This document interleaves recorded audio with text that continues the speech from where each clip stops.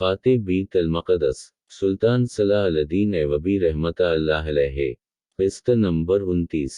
सुल्तान ऐवबी के हुक्म से खादिम अल-दीन अल-बरक़ को क़ैद खाने में डाल दिया गया। इसने यकीन दिलाने की हर मुमकिन कोशिश की कि इसने ये जुर्म दानिस्ता नहीं किया। वो इन लोगों के हाथों में बेवकूफ़ बन गया था, मगर ये साबित हो चुका था कि इसने हुकूमत और फ़ौज के राज शराब और हसीन लड़की नशे में दुश्मन के जासूसों तक पहुंचाए हैं। सुल्तान ऐवबी कत्ल का जुर्म बख्श सकता था, शराब खोरी और अय्याशी का और दुश्मन को राज देने के जुराइम नहीं बख्शा करता था। आसफ़ा से इस रोज़ कोई बयान ना लिया गया। इस पर ज़ख्म का इतना असर नहीं था, जितना खौफ का था। वो जासूस लड़की थी, सिपाही नहीं थी। इसे शहज़ादी के रूप में शहज़ादों से भी लेने की ट्रेनिंग दी गई थी। इसने सोचा भी ना था कि इसका ये हिशर भी हो सकता है। इस पर ज़्यादा खौफ इसका था कि वो मुसलमानों की कैदी है और मुसलमान इसे बहुत ख़राब करेंगे। एक ख़तरा ये भी इसे नज़र आया था कि मुसलमान इसके ज़ख्म का इलाज नहीं करेंगे।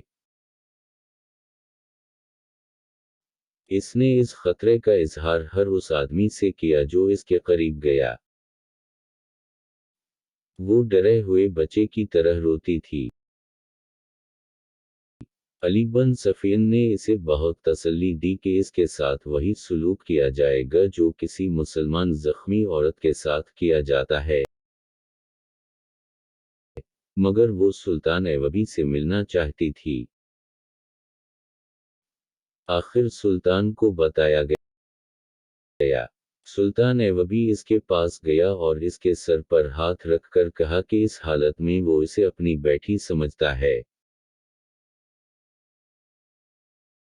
मैंने सुना था कि सुल्तान ऐवबी तलवार का नहीं, दिल का बादशाह है। आसफ़ा ने रोते हुए कहा। इतना बड़ा बादशाह जिसे शिकस्त देने के लिए ईसाइयों के सारे बादशाह इकट्ठे हो गए हैं। एक मजबूर लड़की को धोखा देते अच्छा नहीं लगता। इन लोगों से कहो कि मुझे फौरन ज़हर दे दें। मैं इस हालत में कोई अज़ियत बर्दाश्त नहीं कर सकूंगी। कहो तो मैं हर वक्त तुम्हारे पास मौजूद रहूंगा। सुल्तान ऐवबी ने कहा, मैं तुम्हें धोखा भी नहीं दूंगा, अज़ियत भी नहीं दूंगा, मगर वादा करो कि तुम भी मुझे धोखा नहीं दोगी। तुम ज़रा और बेहतर हो लो। तबीब ने कहा है कि तुम ठीक हो जाओगी। अगर तुम्हें अज़ियत देनी होती तो मैं उसी हालत में कैद खाने में डाल देता। तुम्हारे ज़ख्म पर नमक डाला जाता। तुम चीख चीख और चला चला कर अपने जुर्म और अपने साथियों से पर्दे उठाती। मगर हम किसी औरत के साथ ऐसा सलूक नहीं किया करते। अलबरक़ की बीवी मर गई है, लेकिन तुम्हें जिंदा रखने की पूरी कोशिश की जा रही है। मैं ठीक हो जाऊंगी तो मेरे साथ क्या सलूक करोगे? इसने पूछा। यह तुम्हें कोई मर्द इस नज़र से नहीं दिखेगा कि तुम एक नौजवान और खूबसूरत लड़की हो। सुल्तान ऐवबी ने कहा, तुम ये खदशा दिल से निकाल दो। तुम्हारे साथ वही सलूक होगा जो इस्लामी कानून में लिखा है। इस मकान की तलाशी ली गई थी जहां आसफ़ा जाया करती थी। वो किसी का घर नहीं था, जासूसों का अड्डा था। अंदर अस्तबल बना हुआ था। अंदर से 5 आदमी बरामद हुए थे, इन्हें गिरफ्तार कर लिया गया था। इन 5 ने इन चारों ने जिन्हें ताक़ुब में पकड़ा गया था, جرم کا اعتراف کرنے سے انکار کر دیا۔ آخر انہیں اس تہہ خانے میں لے گئے جہاں پتھر بھی بول پڑتے تھے۔ بوڑھے نے تسلیم کر لیا کہ اس نے اس لڑکی کو دانے کے طور پر پھینک کر البرق کو پھانسا تھا۔ اس نے سارا ناٹک سنا دیا۔ دوسروں نے بھی بہت سے پردے اٹھائے اور اس مکان کا راز فاش کیا، جسے شہر کے لوگ احترام کی نگاہوں سے دیکھتے تھے۔ اس مکان میں بہت سی لڑکیاں رکھی گئی تھیں جو دو مقاصد کے لیے استعمال ہوتیں۔ ایک جاسوسی لیے اور حاکموں اور اونچے گھرانے کے مسلمان نوجوانوں کے اخلاق تباہ کرنے کے لیے وہ جاسوسوں اور تخریب کاروں کا اڈا تھا۔ ان جاسوسوں نے یہ بھی بتایا کہ سلطان ایوبی کی فوج میں انہوں نے اپنے آدمی بھرتی کرا دیے ہیں،